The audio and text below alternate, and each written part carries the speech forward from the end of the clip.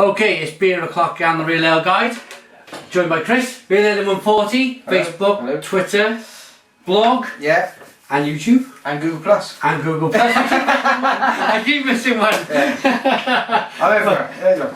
We if you remember a couple of months ago, we did the Orkney Brewery. We did 5 beers, lined them up, Boom, boom, boom, boom, boom. bang, exactly the same. I've been sent some beers from the Breconshire Brewery in Wales, mid Wales they must be.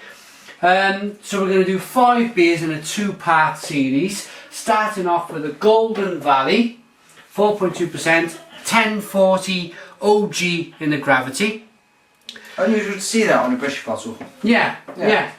And well, what I wanted to speak about was the packaging. I like the packaging. I've got to be honest, I'm a bit of a lush for this kind of neck where it kind of looks like a wine bottle kind of sleeve on the neck. I quite like it. This is what the camera says is a real ale as well, so they've got their little badge on there. They've earned that. It uses live yeast in the brewing process and live yeast thrown into the bottle, whether sugar or yeast or whatever. Yeah. 1040 degrees on the gravity. What does that mean? That's just an equivalent for the food 4.28% ABV, is it? It's kind of where they've put the thermometer. I'm not a brewer myself, but they put the thermometer in the beer and they kind of know the ABV of the beer. Where that's for 1042, see where it says 4.2, right, it kind of matches. Well, I'm taking a guess at this, and that says 45, 4.5. There we go. So we've cracked the system. I think we've cracked the system. If you can explain further, then we kind of know what we. Well, we're guessing. This says 1042. Don't know if you can get that.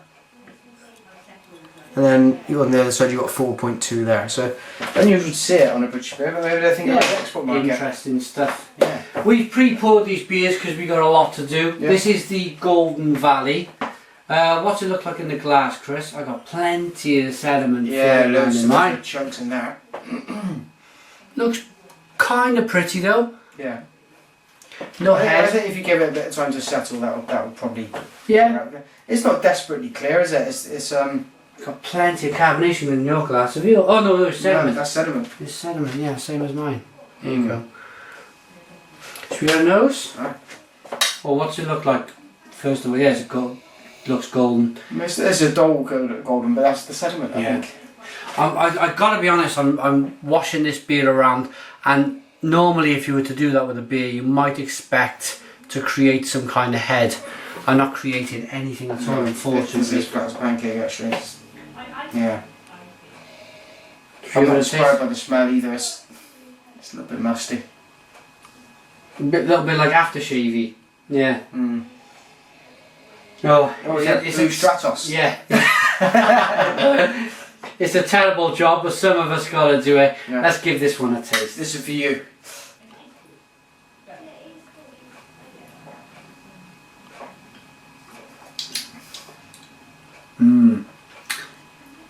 No carbonation whatsoever with this. Yeah. That's like having your mouth washed out with soap and water. Bloody hell. Oh. It's very dry on the end, isn't it? Yeah. Very dry. There's a little bit of malt.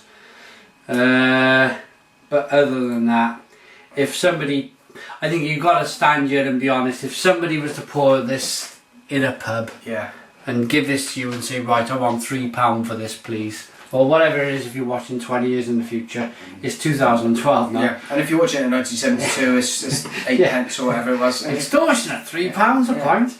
I wouldn't be happy paying £3 a pint for this. I don't think I could justify it. I'm gonna give it one more taste. Would you send this? Would you give this to your wife in case you didn't want to drink it? If we had a row, yeah.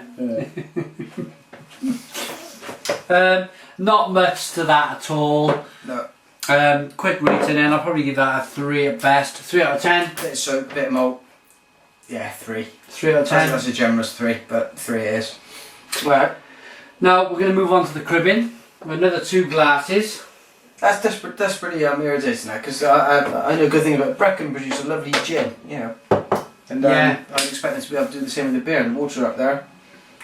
Yeah, they should be doing a lot more. They should be, as Chris is saying, they should be producing a lot more than what's in this glass. Unfortunately, that is a completely dead beer. Now Chris noticed with this one, the sediment. Yeah. Oh yeah. I don't know if you'll be able to pick this up. Yeah, you can. See the chunks of sediment in there. So this is going to be a careful pour. See, there's the white rim at the bottom of the glass lip. Hordes and hordes of it. So we'll be careful with this when we do it. Yeah. So this is the Cribyn. This is the pale. Which one's that? Cribyn. What does it say there?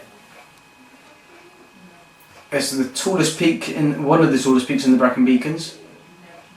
It's pale, straw-coloured aromatic. Best bitter. There we go. So it's a 4.5% best bitter. Let's get it open into a glass. We'll try and keep it under 10 minutes. We've got about 4 minutes for this review.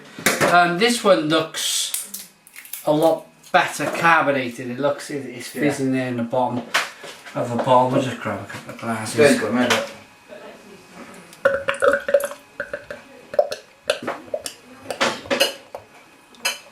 Okay, now there you go. Oh yes. Now this looks much more than the ticket. Yeah.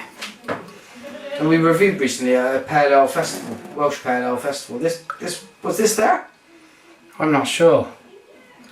That's the trouble with being anonymous, isn't it? Do you know what I'm going to do as an experiment? I'm going to show you a bottle conditioned beer to where you leave the sediment in the bottom. Here's the clear glass there. That's the clear glass. The top half of the beer. And I'm going to show you, I'm really giving this a good mix up. I'm going to show you the I don't... Chunks and... Oh, that's a chunky monkey. I really, I think if the beer tastes okay, I don't mind a beer full of sediment. I will drink it. Some people put it aside in a shot glass and drink it for health reasons. There's nothing wrong with sediment in beer. As long as the beer tastes good, that's the key, isn't it? Look at that. Compared to, if you pull that glass to the camera, it's the same bottle of beer. Yeah. Look at the difference, look at the sediment in mine. Yeah. So yours actually is straw colour because the sediment is making it look like straw. Yeah. Let's get a nose. Ooh. Something of the farmyard about that. That's almost like a weird white wine kind of. Yeah, very, very sharp. Very sharp on the nose. Astringent, is it? Champagne-like. It smells almost like... I don't know if sour ale. Can I just grab it, Yeah, just in case it's the sediment? It's not. I'm getting like a champagne nose in this. Do you remember we had the beer from Beer de Borgo? The champagne beer. And the nose is similar. Whether the taste is similar or not, because this for me it's got that champagne-ness, but it's also got that dunginess. Yeah. I want good things from this beer. Oh, it's really that is really strong in the nose. And you just don't know what you're going to get in the mouth. No, let's give it a go. Dig in. Cheers.